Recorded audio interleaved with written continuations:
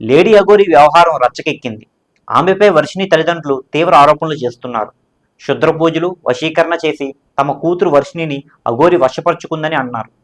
అంతేకాకుండా డబ్బు ఆశ చూపి వర్షిణిని తన వైపుకు తిప్పుకుందని ఆరోపిస్తున్నారు.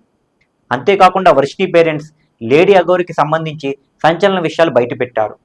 అఘోరి తమ ఇంట్లో వారం రోజుల పాటు ఉందని, ఆమె ఏ క్షణం ఎలా ఉంటుందో ఆమెకే అర్థం కాదని వారు తెలిపారు. అఘోరి కాసేపు నవ్వుద్ది, కాసేపు ఏడ్చుద్ది, మరి కాసేపు కొట్టుద్ది అని పేర్కొన్నారు.